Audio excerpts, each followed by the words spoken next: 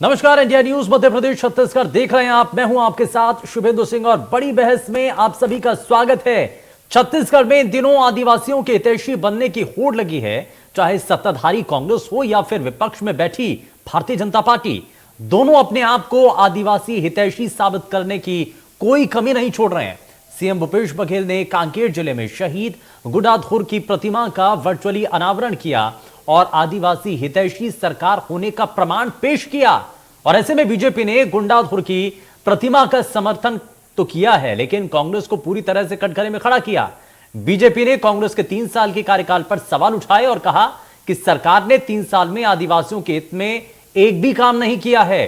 तो वहीं कांग्रेस ने अपने 3 साल की सरकार में आदिवासियों के हित में किए गए कामों का बखान किया। तो इसी पर करेंगे आज की बड़ी बहस, लेकिन उससे पहले जरा आपको सुनाते हैं क्या कहना है दोनों अलग अलग राजनीतिक दलों का। शहीद गुंडाधुर की मूर्ति तो छत्तीसगढ़ में बहुत पहले लग जानी थी, लेकिन दुर्भाग्य से छत्तीसगढ़ में भारतीय जनता पार्टी की सरकार 15 साल तक थी। भारतीय जनता पार्टी वैचारिक रूप से आदिवासियों के विरोधी है, मानसिक रूप से आदिवासी संस्कृति की विरोधी है। इसीलिए भारतीय जनता पार्टी ने शहीद गुंडाधुर की मूर्ति लगाने का कभी निर्णय नहीं लिया। विश्व आदिवासी नृत्य जैसा महोत्सव नहीं मनाया, आदिवासी संस्कृति को पुष्पित और पल्लवित नहीं होने दिया। और आज जब छत्तीसगढ़ की सरकार गुंडाधुर की मूर्ति लगाई है तो नेता प्रतिपक्ष इसमें किंतु परंतु कर रहे हैं। नेता प्रतिपक्ष को तो इस काम के लिए राज्य सरकार की सराहना करनी चाहिए, और जो नहीं लगाए थे, जो नहीं किए थे, उसके लिए राज्य के जनता से आदिवासियों से माफ़ी मांगनी चाहिए। मूर्ति लगाना ठीक है, लेकिन आदिवासियों के जीवन में, अनुसूचित जनजाति हमारे लोग हैं, उनके जीवन में बदलाव कैसे आए, उनका विकास कैसे हो, ये महत्वपूर्ण प्रश्न है। भारतीय जनता पार्टी की सरकार रही, अनेक योजनाएं चलाई गई, 32% का आरक्षण दिया गया। उसके अलावा जो उनके तेंदुपत्ता के बोनस से लेकर के उनके जो प्रसंस्करण और जो वहाँ पर प्रशासन के द्वारा, शासन के द्वारा जो खरीदी जो की गई वन उपज की, और ऐसे अनेक महत्वपूर्ण कार्य, जिला बनाने का कार्य, स्कूल खोलने का कार्य, कॉलेज खोलने का कार्य, रोजगार देने का कार्य, इससे उनके जीवन में बदलाव आए हैं। 45 साल पहले तो ये आपने बयानों के तीर भी सुने हैं। दरअसल आदिवासी हितैषी है कौन, इसको लेकर के बड़ी जंग छिड़ चुकी है, लेकिन अपने इस कार्यक्रम के जरिए जरा यही समझने की कोशिश करेंगे कि आदिवासियों के हितैषी होने का दावा जब हर राजनीतिक दल कर रहा है तो उत्थान आखिर आदिवासियों का क्यों नहीं हो पा रहा है, इसी को जरा समझते हैं। इस बीच हमारे साथ कुछ खास मेहमान कार्यक्रम में जुड़ चुके हैं, आपको बता देते हैं। भारतीय जनता पार्टी से प्रवक्ता राजीव चक्रवर्ती हमारे साथ कार्यक्रम में जुड़ चुके हैं। राजीव जी, बहुत स्वागत है आपका कार्यक्रम में। कांग्रेस पार्टी से प्रवक्ता अमित श्रीवास्तव कार्यक्रम में जुड़ चुके हैं। अमित जी, बहुत स्वागत है। और राजनीतिक विशेषज्ञ मनीष वोरा साहब हमारे साथ कार्यक्रम में जुड़ चुके हैं। मनीष जी, बहुत स्वागत है आपका कार्यक्रम में। लेकिन श्रीवास्तव साहब, आपसे ही कर रहा हूं, अब आदिवासी हितैषी होने का दावा तो कांग्रेस भी कर रही है और भारतीय जनता पार्टी के नेता ये कह रहे हैं कि आदिवासी हितैषी तो हम भी हैं, लेकिन इस रेस के अंदर कौन किससे आगे है? क्योंकि आरोप तो ये भी लग रहा है कि पीछे बीते सालों में जब भारतीय जनता पार्टी की सरकार रही तो उन्होंने क्या किया, लेकिन आज की जो सरकार है 3 सालों के अंदर आदिवासियों के लिए कितना काम किया, जरा बताइए, गिनाइए सर। देखिए, निश्चित तौर पे आपको बता दूं कि जब से इस प्रदेश में हमारी सरकार आई है, 2 लोगों पे हमने फोकस करके काम किया है, किसान भाई और आदिवासी भाई। और अगर आप देखेंगे कि हमारी सरकार आने के बाद यहाँ पर जन आकांक्षाओं के अनुरूप हमने कार्य किया और हमारे सरकार आदिवासी भाइयों के विकास के लिए प्रतिबद्ध है। आप देखिए, जो असीम प्यार और आशीर्वाद हमें बस्तर और सरगुजा के आदिवासी क्षेत्रों से मिला, पूरे की पूरी सीटें हमारे पास आज हैं, तो हमारी जिम्मेदारी और नैतिक जवाबदारी भी बढ़ जाती है। और एक चीज आपको मैं बता दूं कि हमारी सरकार आने के बाद आदिवासियों के विकास पर फोकस करके, चाहे सिंचाई योजना हो, चाहे उनकी शिक्षा, स्वास्थ्य, बिजली और स्वच्छ जल, जो लगातार 15 वर्षों तक पूर्ववर्ती सरकार में उन्हें जो लाल पानी पीने के लिए बस्तर की जनता विवश हुआ करती थी, आज हमारी सरकार आने के बाद विकास उन्मुखी लोक कल्याणकारी योजनाएं हम उनके लिए बना रहे हैं।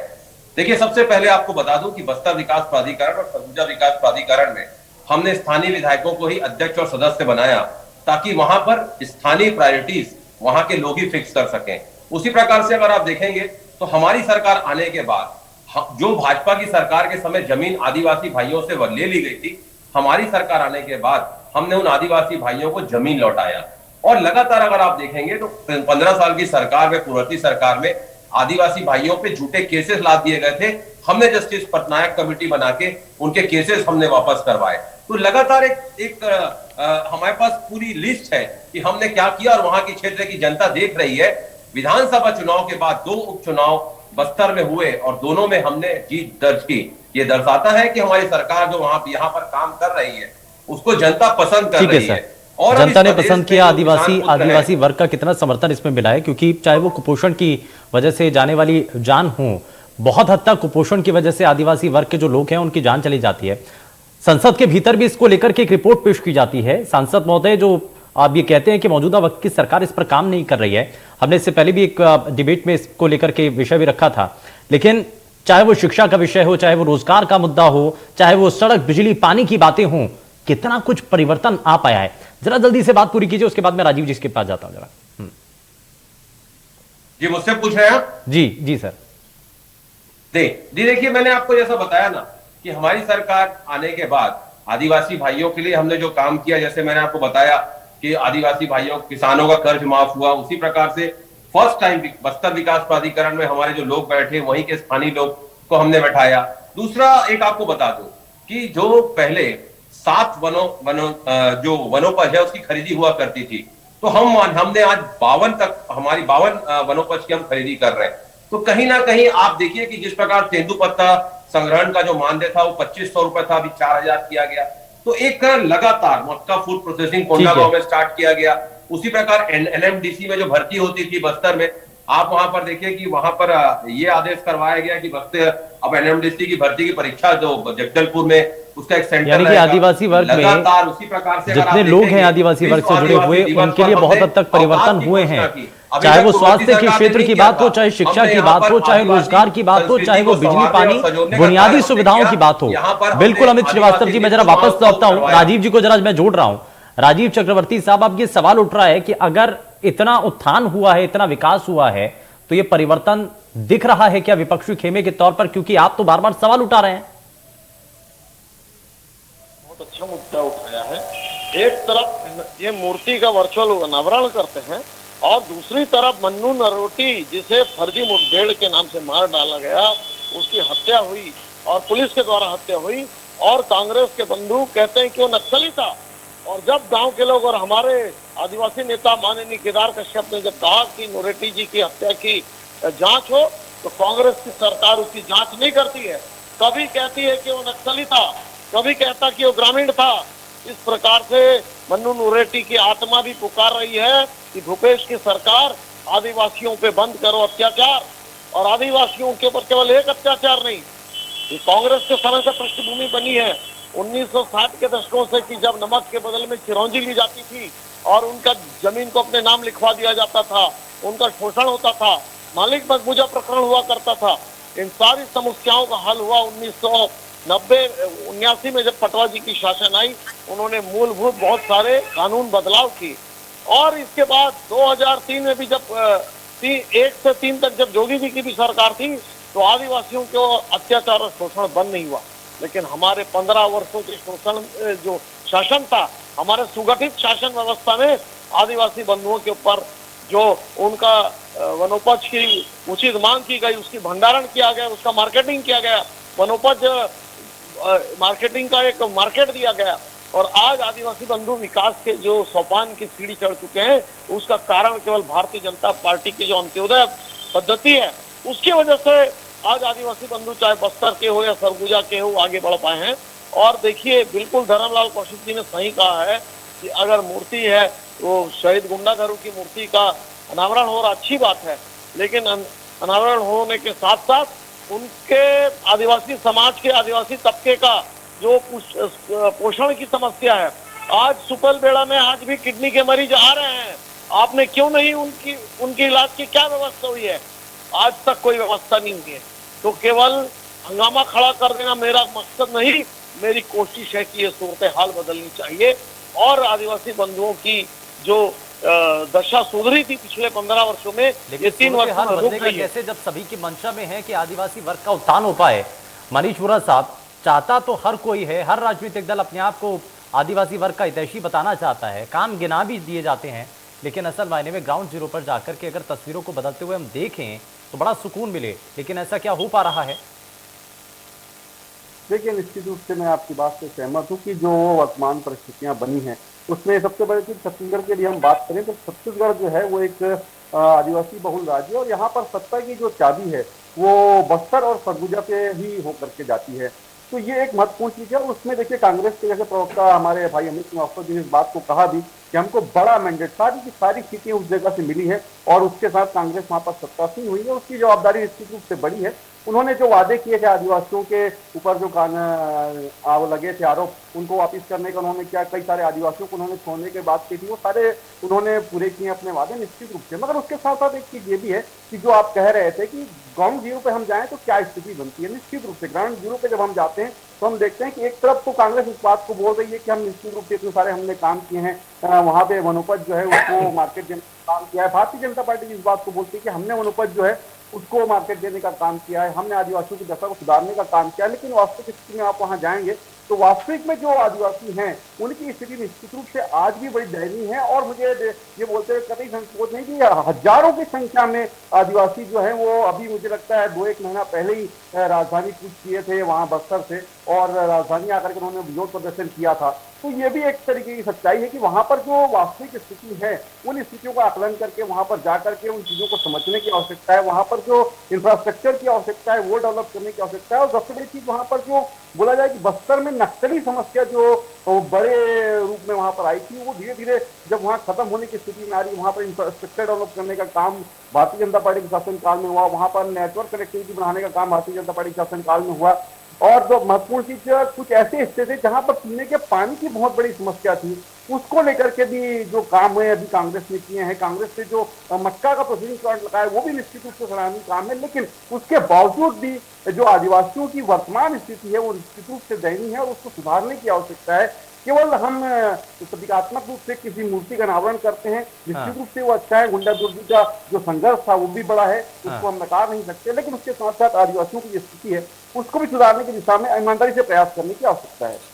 और इसीलिए कहा जा रहा है कि जीवन में सुधार लाना बड़ा जरूरी है। और महत्वपूर्ण ये है अमित श्रीवास्तव जी की ग्राउंड जीरो पर जब लोग कह रहे हैं ना, और राजनीतिक विशेषज्ञ भी ये कह रहे हैं कि ठीक है आपने कोशिशें की हैं लेकिन उन कोशिशों का उतना परिणाम नहीं मिल पा रहा है, जिसकी वजह से, क्योंकि कुपोषण का आज एक बड़ा मुद्दा आदिवासी वर्ग के बीच में नजर आता है। बहुत हद तक ऐसी बीमारियां हैं जिसके चारों ओर घिरे हुए नजर आते हैं। स्वास्थ्य सुविधाएं उनको नहीं मिल पाती हैं। आप एक जगह से दूसरी जगह अगर उनको रेफर कर दिया जाता है तो उसके लिए बड़ी दिक्कतें उनको होती हैं। शिक्षा से महरूम आज तक हैं, उनको शिक्षा, स्कूल आसपास उनके लिए मुहैया नहीं हो पाते हैं, या होते हैं तो वहां पर उनका एडमिशन नहीं हो पाता है किसी कारण की वजह से। तो ये चीजें, जो बुनियादी चीजें, उनको सबसे पहले मजबूत करने की जरूरत है क्या?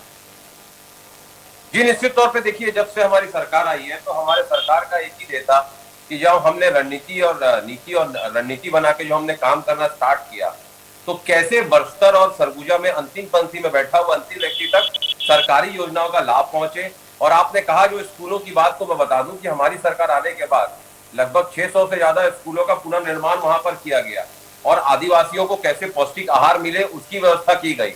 और आपने जो कहा कि वहां पर जो कुपोषण दूर करने के लिए एक बड़ी योजना हमने चलाई, और आपको मैं बताना भी चाहता हूं कि जिस प्रकार से मुख्यमंत्री हट बाजार क्लिनिक के माध्यम से जो वन, पहाड़ी और अन्य दुर्गम क्षेत्रों में जो हमारे आदिवासी भाई रहते हैं, जनजाति समूह के लोग जो रहते हैं, उनकी स्वास्थ्य सुविधाओं को आसान कैसे किया जाए के लिए ना मुख्यमंत्री हट बाजार क्लिनिक स्कूलों के द्वारा हमने वहां पर मिल भी दिया जाता है ना, उससे बहुत हद तक राहत मिलती थी। बता दूं श्रीवास्तव साहब, लगभग मिड डे मील के जरिए जो छोटे छोटे बच्चे हैं ना, उनको स्कूलों में जो खाना मिलता था उससे कुपोषण दूर करने के लिए बड़ी राहत मिलती थी।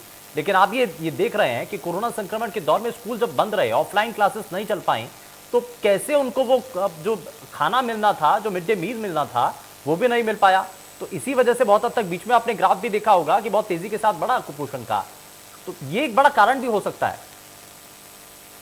जी देखिए, मैं आपको बता दूं कि हमारी सरकार जब कोरोना काल की आप बात कर रहे हैं तो लगातार कम से कम 55 लाख परिवारों को लगातार राशन पहुंचाने की व्यवस्था भी हमारी सरकार के द्वारा की गई थी। और आपको मैं जो बता रहा था, मुख्यमंत्री हट बाजार क्लिनिक के माध्यम से आदिवासी भाइयों के स्वास्थ्य परीक्षण, उपचार और उनको दवा वितरण का कार्य हमारी सरकार के द्वारा किया गया। और दूरस्थ अंचल में निवास तक लगभग 12,0564 जो आदिवासी भाई उससे लाभान्वित भी हुए। तो लगातार एक कार्य योजना और जो बस्तर में खास करके जो प्रॉब्लम थी वो कुपोषण और एनीमिया, तो एनीमिया को मुक्त कराने के लिए एक रणनीति बना के हमने वहां पर योजना स्टार्ट करी। और चलिए इसमें ठीक है सर, ठीक है, इसमें रणनीति बना करके काम किया गया, लेकिन समय थोड़ा सा कम है। राजीव जी को जरा जोड़ लेता हूं। राजीव जी, इसमें कुछ सुझाव आप देना चाहते हैं खास करके स्वास्थ्य के क्षेत्र में? क्योंकि अगर आदिवासी वर्ग के लोग अगर स्वस्थ रहेंगे, ठीक रहेंगे, तभी वो आगे कुछ कर पाएंगे। राजीव जी जल्दी से कुछ सजेशन दीजिए। जी, देखिए कुपोषण की समस्या है, स्वास्थ्य की बहुत बड़ी समस्या है। वहाँ जो हमारी जो चिकित्सा हाट बाजार योजना थी, इन्होंने उसे अडॉप्ट तो किया है, लेकिन जितने अच्छे थे वहाँ पे मूल रूप से चिकित्सा, शिक्षा और साफ सफाई की बहुत बड़ी समस्या है। हमने एकल बत्ती के माध्यम से घर घर तक लाइट पहुंचाया है। तो अभी जरूरत है कि उनकी आर्थिक दशा दिशा सुधारने की, आदिवासी बंधुओं की, ताकि दोबारा वह शोषण के चंगुल में, महाजन के चंगुल में न फंसे। जिस प्रकार से पहले उनका शोषण होता था वो चलिए ऐसा शोषण कभी भी ना हो। और हर राजनीतिक दल की जब केंद्र में आदिवासी वर्ग नजर आता है तो क्यों ना उनका उत्थान हो पाता है। बड़ा सवाल यही कि समय थोड़ा सा कम है। बहुत शुक्रिया सभी खास मेहमानों का कार्यक्रम में शामिल होने के लिए। लेकिन मूर्ति का अनावरण कर दिया जाता है, बड़ी अच्छी बात है, लेकिन असल मायने में आदिवासी वर्ग के लोगों का उत्थान होना बड़ा जरूरी है, ताकि वो भी अपने पैरों पर खड़े हो सके और चल पाए, इस विकास की रफ्तार को महसूस कर पाए। पेशकश में फिलहाल के लिए बस इतना ही। नमस्कार।